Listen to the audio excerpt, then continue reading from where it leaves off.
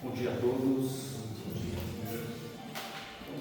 Vou convidar todos a fechar os olhos materiais. Vamos expandindo a nossa consciência. Um sentimento de profunda gratidão a Deus, a Jesus, esse mestre dos mestres, que nos indica o caminho do bem, da luz e para Deus, dos benfeitores espirituais que protegem os trabalhos dessa casa, aos nossos mentores, anjos guardiões que nos inspiram para estarmos aqui essa manhã. Um sentimento de gratidão ao dia, à vida e à oportunidade dessa existência aqui na Terra, para o nosso aprendizado e crescimento espiritual. Vamos pedindo luz para o nosso irmão Eric, que vai fazer a palestra, que o Evangelho possa transcorrer da melhor maneira e que nós possamos captar as informações, colocá-las na nossa mente, nos nossos corações, traduzi-las em ações para o nosso dia a dia, para o nosso crescimento intelecto, moral, para as nossas experiências do cotidiano, e que nós possamos todos sairmos daqui mais fortalecidos, engajando um pouquinho mais de bagagem, de conhecimento, nutrindo mais esse psiquismo do Cristo que nos envolve, que nos orienta, que nos fortalece para a nossa jornada aqui na Terra. E vamos pedindo a bênção, a misericórdia e o amor de Deus se espalhe e chegue a todos os corações das pessoas que frequentam a sua casa, aos trabalhadores do plano físico e do plano espiritual, e todos os nossos queridos, as pessoas que trabalham e convivem conosco, as pessoas que fazem parte dos nossos estudos, que chegue a todos eles o bem, o amor, o belo, na misericórdia infinita de Deus. Graças a Deus, graças a Jesus.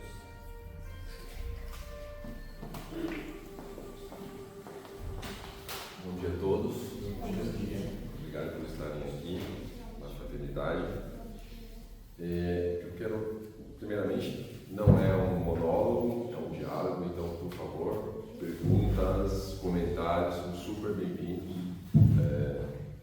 que é mais um bate-papo. Então, eu queria trazer para vocês hoje, no capítulo 13 do Evangelho do Espiritismo, que traz que a mão esquerda não saiba o que faz a direita. Eu queria trazer aqui a primeira parte, que é justamente fazer o bem sem ostentação.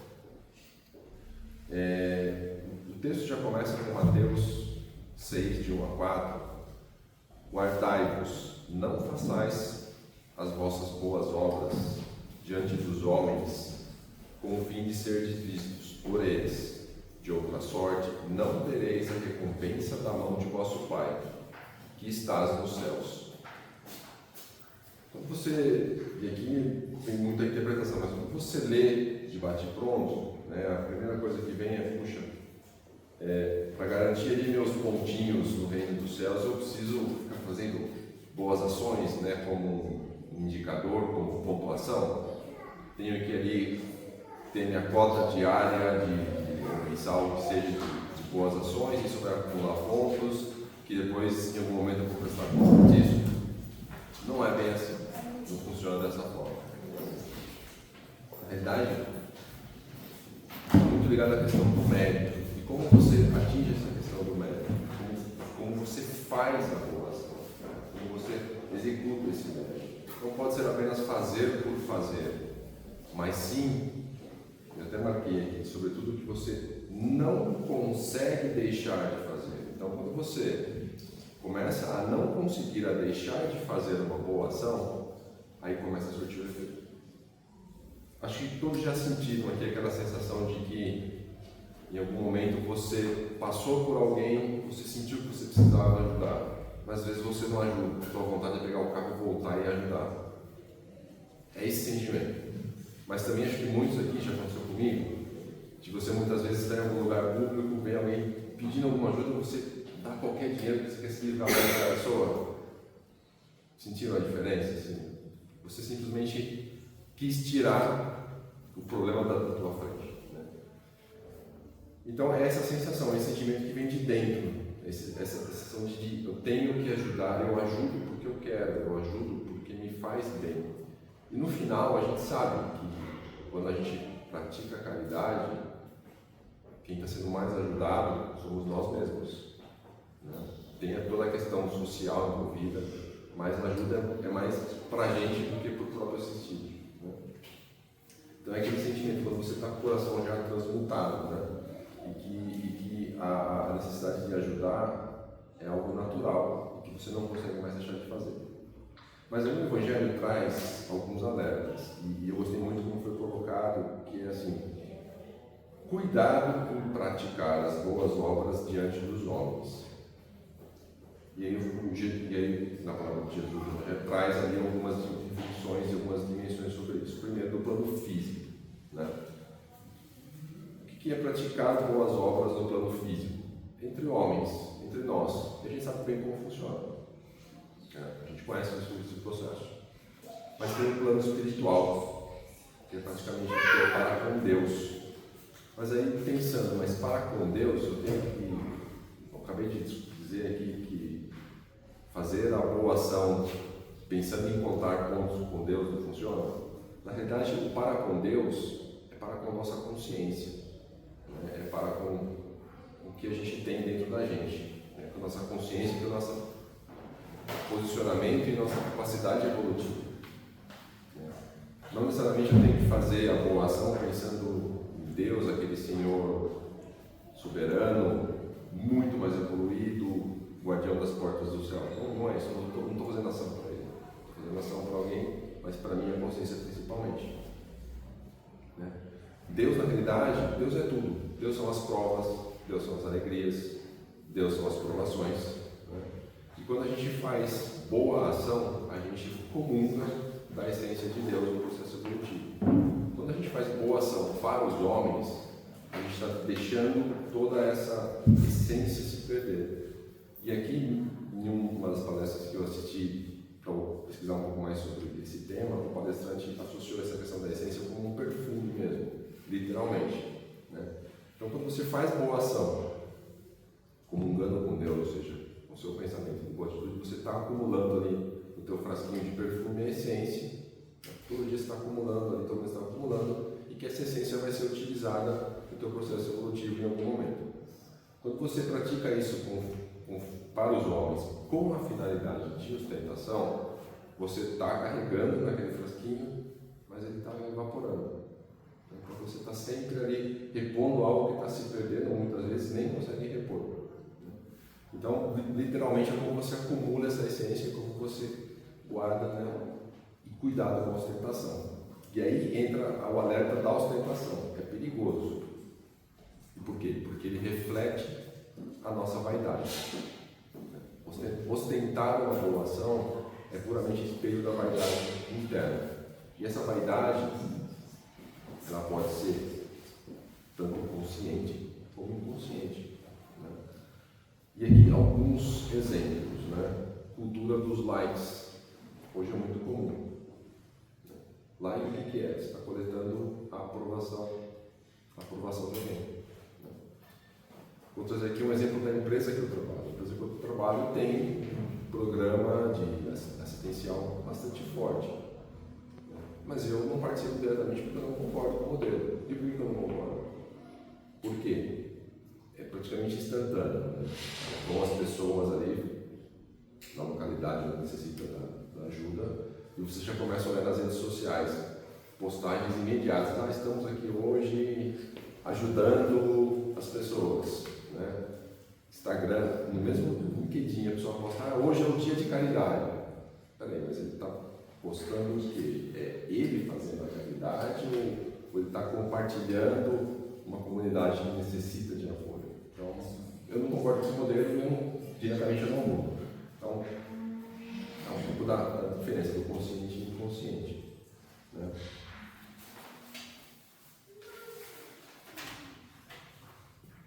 E tem um conceito importante porque compartilhar é diferente de ostentar. Compartilhar, de certa forma, é bom. Você compartilhar que uma comunidade precisa de ajuda, que você está ali angariando fundos, que você está conclamando pessoas a contribuírem a ajudar, isso é importante. Agora, ostentar, você está muito mais na questão do íntimo, do seu, né? De você se posicionando como melhor, de você se posicionando como superior, de você se colocando como eu estou ajudando, né? Eu estou aqui pulando algumas encarnações aqui no meu processo, estou sempre se comparando com o outro, né? Então aí entra o alerta da palavra que isso é perigoso. Por quê? Porque você está se colocando de maneira superior, né? Jesus coloca aqui, a boa ação ela tem que ser silenciosa. O que quer dizer silenciosa? É para você, não é para os outros, é para você com o assistido, né? Quando entra o orgulho e a vaidade em cima disso, se perde. Olhando para o livro dos Espíritos, são 6 questões que tratam especificamente a questão da ostentação, mas 2 me chamaram bastante atenção, a 899 e a 900. 899. Há mérito em praticar-se o bem sem ostentação? O bem feito sem ostentação tem duplo mérito. Além da caridade, a humildade. Então, ou seja, silêncio da ação com a humildade, com a caridade. Já 900 pergunta: o que pensar dos que fazem o bem, mas esperam que disso se fale? E aqui a resposta é dura. Tem mais egoísmo do que caridade. O bem tem que ser feito com modéstia. E ainda conectando a questão do cuidado, né, com as obras e a caridade, tem um componente que é exposição e não humilhar o assistido. Especificamente na segunda parte desse trecho, eu deixei isso muito claro, que você tem que ter o cuidado com quem você está assistindo. E aqui entra, vou trazer um exemplo prático. Assim. Eu já vi isso, já presenciei, acho que muitos de vocês também. Quando você está tentando ajudar alguém, você presencia alguém ajudando, você sabe que a pessoa necessita de ajuda, mas ela rejeita. E por que ela rejeita? Ou porque a forma como você está oferecendo ajuda, de certa forma você está inferiorizando a pessoa, ou ela já passou por tantos traumas relacionados a isso, que ela se fecha e ela não aceita mais. Então a gente tem que ter muito cuidado em não expor, denigrir, constranger, né? Não tornar isso uma exposição. Um outro exemplo que é clássico, que todo mundo já viu também, eu acho que assim, a atitude é bem intencionada, mas mal executada. Acho que muitos de vocês já viram em redes sociais, muitas vezes com crianças vendendo bala num semáforo. Ela tem lá uma caixinha com 50 balas, ela está vendendo R$2 cada uma. Aí para um carro, o cara já para filmando e fala assim: quantas balas você tem aí? Eu tenho 50. Então eu vou comprar suas 50 balas. Né? Qual que é o intuito disso? De fato, ele quer ajudar a criança ou ele está querendo se promover ou se posicionar como: olha, eu sou um benfeitor? Acho que poderia ter ajudado a criança de inúmeras outras formas, mas aí nisso ele já expôs, colocou a criança numa posição inferior, já fez tudo errado. Uma outra coisa também que acontece, e às vezes acontece dentro de casa e a gente faz de maneira involuntária, é a gente reclamar ou lamentar da boa ação. Vou dar um exemplo: minha esposa está ali e ela sabe. Muitas vezes a gente fala: puxa, não vou conseguir fazer tal coisa hoje porque eu vou ter que ajudar tal pessoa. Não vou conseguir andar de bicicleta, que é o que eu gosto, porque eu vou ter que ajudar a minha sogra a fazer alguma coisa. Já começou torto, né? Porque eu estou reclamando de algo que eu tenho que fazer. Então, ou seja, imagine a pessoa ouvindo isso. O que ela vai sentir? Né? Sentir um lixo ali, porque, nossa, a pessoa está se sentindo, tô gerando mais estorvo do que... Né? Então, temos que ter cuidado. Então, vigiar pensamento, vigiar atitude, vigiar o coração é importante. Porque, às vezes isso sai de maneira automática, inconsciente, e machuca muito. Na segunda parte da Mateus 5, ele coloca: quando, pois, dás a esmola, não façais tocar a trombeta diante de ti, como praticam os hipócritas nas sinagogas e nas ruas, para serem honrados dos homens. Em verdade vos digo que eles já receberam sua recompensa. E aqui, tentando tangibilizar isso, né? Eu acho que um grande exemplo aqui são os próprios fariseus. Quem assistiu aqui The Chosen consegue visualizar bem, né? Quem eram os fariseus? Eles eram ali os sacerdotes, né? Que detinham ali todo o conhecimento, a interpretação da lei mosaica, e tinham tinha uma função religiosa, né? Eles tinham conhecimento, eles deveriam levar esse conhecimento de maneira aberta a todos, mas eles carregavam duas coisas bastante complicadas em seus corações. Carregavam o orgulho e a hipocrisia. E por quê? Um exemplo. Quando o fariseu ele ia se deslocar para a sinagoga, ou o templo, ou quando saía na rua para doar esmola, o que eles determinavam? Que previamente à saída fossem os arautos, e os arautos ali começassem a tocar as trombetas ou comunicar ao povo de que os sacerdotes iriam passar ali.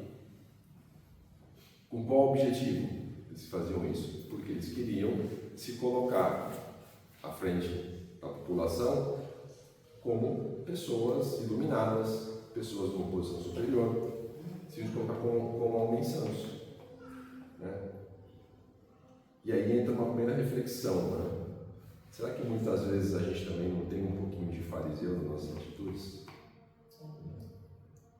Quem aqui nunca quis chamar um pouco de atenção, ficar um pouco debaixo dos holofotes, né? Ou muito? Então, já entra um primeiro puxão aqui que a leitura traz, ou seja, como fariseu a gente está sendo, né? E aí Jesus traz também dentro do Evangelho que se você ostentou esse fazer o bem, atuou ali como um fariseu, né, para o mundo dos homens, na verdade você já foi reconhecido. Você foi reconhecido pelos homens na terra. Esse reconhecimento não vai se refletir no mundo espiritual. Esse reconhecimento não vai reduzir algumas encarnações, talvez até aumente algumas, né? Enfim, você não vai contribuir em nada. Aquela essência ali do perfume já desapareceu completamente. A boa ação, na realidade, é a total abstração da vida presente, do que você está fazendo hoje e principalmente do que você faz hoje pensando no futuro. Se você faz hoje pensando no futuro, também não funciona. Tem que ser de maneira simples e automática, sem pensar em contrapartidas, sem pensar no que isso vai te trazer de mal, ou de ruim, ou de bem. Então, tem que ser natural. Então é abstrair completamente. Isso fica bastante claro já em Mateus 7, que ele coloca: vê, não o digas a alguém, mas vai, mostra-te ao sacerdote e faz a oferta que ordenou Moisés, para lhe servir de testemunho a eles. Então, ou seja, Jesus aqui curou o leproso nessa passagem e falou: só interessa para você, não conta para ninguém, só vai lá para o sacerdote e conta o que aconteceu, só isso, né? E aqui entra um pouco já da minha interpretação, da minha análise, que no meu ponto de ver, pior que a ostentação, que já é complicado, é quando você impõe o reconhecimento em cima de alguma ação caridosa, né? Quando você faz algo em troca, você faz algo e cobra por isso, cobra reconhecimento, cobra um favor por conta disso, né? E aí eu classifiquei uma escala aqui de 3 dimensões para isso, né? O nível ideal, que é aquele que você faz de maneira silenciosa, guarda para você, né? Não cobra, não coloca preço, né? Isso de maneira automática, involuntária, vai se refletindo no processo evolutivo. O nível intermediário, que é aquele onde você já expõe o assistido, você já ostenta, você está ali dissolvendo a essência em vez de acumular a essência no seu frasco. E aqui o nível hard, o nível crítico aqui, o nível mais pesado do videogame aqui, que é quando você faz, mas você quer ser reconhecido por aquilo. Você faz, mas você vai cobrar por aquilo. Você faz e no primeiro momento, ou no primeiro desentendimento da pessoa, ou embate, você vai jogar na cara da pessoa que você o ajudou. Você vai cuspir na cara dela. Esse, na minha análise, na minha classificação, é a pior. Né? E aqui eu peguei 2 exemplos que eu achei bastante interessantes, que eu ouvi nessas palestras, em fazer o bem sem ostentar e bem sempre focado com o amor. Um é da Madre Teresa de Calcutá. A Madre Teresa tinha suas obras sociais, né? Ela conduzia tudo isso e ela precisava de fundos, ela precisava de contribuições para tocar essas assistências que ela tinha. E dentro desse processo, uma vez ela recebeu uma visita de empresários contribuidores que estavam ali, vieram visitar. E exatamente quando eles chegaram, ela estava justamente cuidando de um senhor que tinha uma limitação de mobilidade, um senhor bastante moribundo, e ela estava trocando a fralda dele. Né? E aí um desses empresários olhou aquilo e falou para o outro, mas nem por $1 milhão eu faria isso. Ela ouviu, e ela virou e falou assim, eu também não faria por $1 milhão, mas eu faço e continuaria fazendo por amor. Então, ou seja, né? Que é um exemplo mais sem palavras, com tanto amor envolvido nisso. E o outro que é de Chico, porém esse aqui eu confesso que eu não consegui confirmar a veracidade, mas eu acho que pelo menos o exemplo é válido, né? Que retrata assim, que quando Chico havia uma família, né, que precisava de assistência, precisava de uma palavra de conforto, e aí Chico foi solicitado, né, a ir até a casa da família. Então foi Chico e a equipe dele. E aí quando estavam caminhando, né, chegaram perto da casa, por coincidência havia um grupo de pessoas conversando na frente da casa. E aí Chico parou e falou para a equipe, vamos dar a volta e entrar pelos fundos. Como assim, Chico? Entrar pelo fundo? Por quê? Não, vamos entrar pelo fundo. Por quê? Porque se a gente for pela frente, essas pessoas vão saber que essa família precisa de ajuda, que a gente está indo lá para ajudar. E eu não quero expor ninguém. É algo nosso para com a família. E eles deram a volta, entraram por um lugar até com mato, para poder entrar de maneira silenciosa e discreta na casa e não expor a família que estava precisando de ajuda naquele momento. Acho que são 2 exemplos assim, bastante claros de pessoas extremamente evoluídas, mas infinitamente assim, mais evoluídas do que qualquer um de nós aqui, e que em nenhum momento ostentaram nada disso, muito pelo contrário, né? Agiram de maneira bastante calma, tranquila, sucinta, né? E atingiram o objetivo de contribuiçãozinha do frasco de perfume. E aí, já caminhando para finalizar, eu queria deixar aqui algumas reflexões, algumas perguntas para nós, né? Que eu acho que a gente tem que ter isso sempre em mente, sempre tem que fazer essas perguntas. Eu realmente tenho o desejo de ajudar? Quando você se depara com uma situação, eu realmente quero ajudar? Ou eu estou fazendo porque não quero ficar ruim na frente das pessoas, ou porque alguém está fazendo, eu quero fazer também? Eu realmente quero, é genuíno? O que me move a fazer isso? É o orgulho, satisfação do orgulho, o reconhecimento? Ou amor? Por que eu estou fazendo? Qual é a melhor maneira de ajudar? Se coloca um pouco nos sapatos da pessoa que está ali, né? A forma como eu estou fazendo, a forma como eu estou abordando, é a melhor maneira? É a forma mais humana? É a forma mais tranquila, que eu não estou expondo, que eu não estou humilhando, que eu não estou rebaixando a pessoa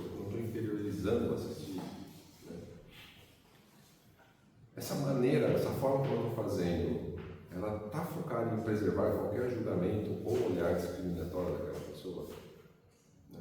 Eu estava até conversando um tempo atrás com uma pessoa que trabalha comigo, que eu até lembrei do Davi, que ele vai também nas ruas, entrega comida aos abrigados, etc. E muitas vezes as pessoas que recebem ajuda ficam nervosas de receber ajuda. E por que ela começou a ficar nervosa? Porque certamente ela está entendendo ou ela foi tratada como uma pessoa muito inferior, uma pessoa muito, ou até mesmo desrespeitada. Enfim, eu acho que tendo essas perguntas em mente, a gente consegue claramente, ou pelo menos nos policiar, né, tomar cuidado. Né? Lembrando das palavras de Jesus, ele coloca cuidado, ele não coloca proibição. Né? Ele coloca cuidado, seja vigilante. Seja vigilante com ostentação, seja vigilante, né, com o que você faz, seja vigilante com o tratamento, seja vigilante com o que você faz. Né? E aí e é muito pertinente essa palavra está dentro do capítulo que ele fala da mão direita e da mão esquerda. Né? É um pouco louco isso, né? Como é que uma mão vai saber o que a outra faz? Mas se você parar para pensar, o que uma mão faz de caridade, a outra não precisa saber. Não há conexão, não há necessidade para isso. E aqui, para finalizar, a gente sabe o que cada um nos move, as necessidades de cada um, os anseios de cada um. E também a gente sabe que ajudar e ser ajudado, porque também ser ajudado faz parte do processo. Cada um aqui também precisa da sua ajuda, no seu determinado nível, no seu determinado ponto. Né? Pelo menos nessa encarnação, e talvez nas próximas que virão, isso ainda vai ser uma realidade para nós. Né? A não ser o Márcio, a Chile, que estão já um pouco mais avançados na escala evolutiva, é uma brincadeira, mas para a grande maioria vai ser uma realidade. Né? Então, gente, assim, nos apeguemos aqui Jesus nos traz, vamos pedir força para isso, vamos pedir energia para que a gente consiga continuar essa jornada, né? Continuar nessa direção, porque no final tudo isso faz parte da reforma íntima e de um monitoramento, vigiar e orar dos nossos sentimentos, atitudes e corações. Era isso que eu queria trazer para vocês. Alguém tem alguma dúvida? Alguém tem alguma pergunta?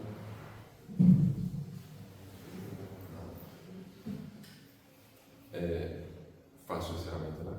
Posso fazer? Então, imbuídos aqui as palavras, fechemos os olhos, elevemos os pensamentos, corações, que possamos agradecer, que agradeçamos a espiritualidade por esse momento, pela vida, pelo dom da encarnação, pela oportunidade de estarmos aqui, pelo privilégio de estarmos aqui, pelo privilégio de aprender com os erros, aprender com os acertos, agradecer o sol que brilha, agradecer a semana que começa, e que a semana possa ser e continuar de aprendizado,